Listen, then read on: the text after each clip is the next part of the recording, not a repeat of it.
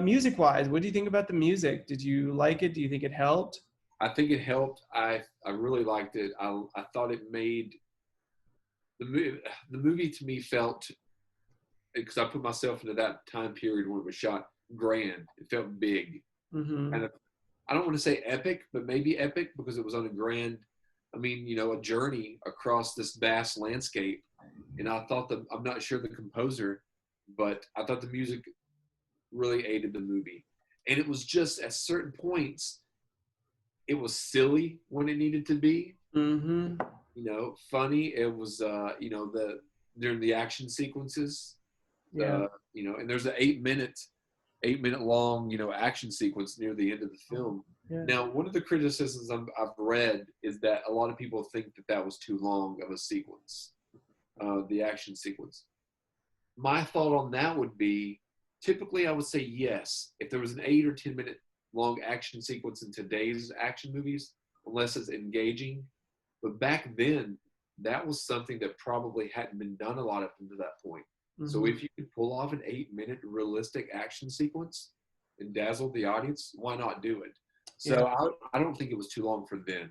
Maybe now, if it's not engaging, but back then, still yet, that action sequence holds up to today. Oh my gosh, seriously, you can make a whole movie with that action sequence. I don't even like action in a film, but there's so many beats that happen during the action sequence that help tell the story. It's like a song, as long as like the song or the montage furthers, I was watching Aladdin the other day with my nieces and nephew, and those songs push the story forward. Like each lyric pushes the story forward, and I'm like, okay, that's a very effective song. I thought the music in here, I like the it was very fun. It felt very cavalry-ish.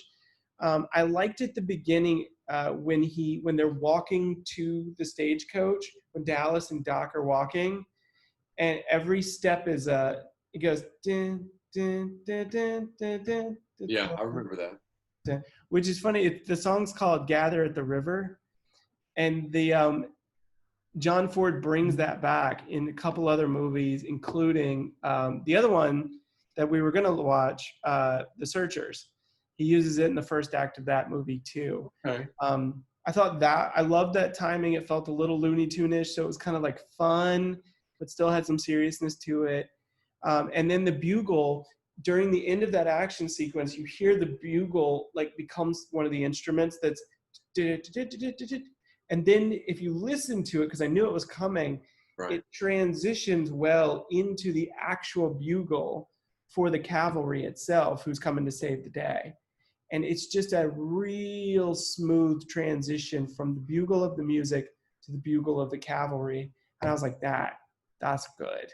That's real good filmmaking.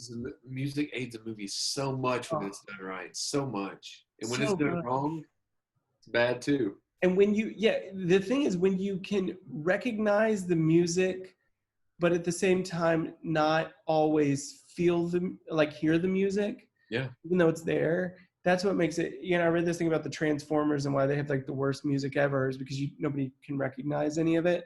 Yeah. But with this, you can recognize it, but it also aids the movie too. It's almost like a co-star. Exactly. No. Yeah, it's another voice that comes in there. No.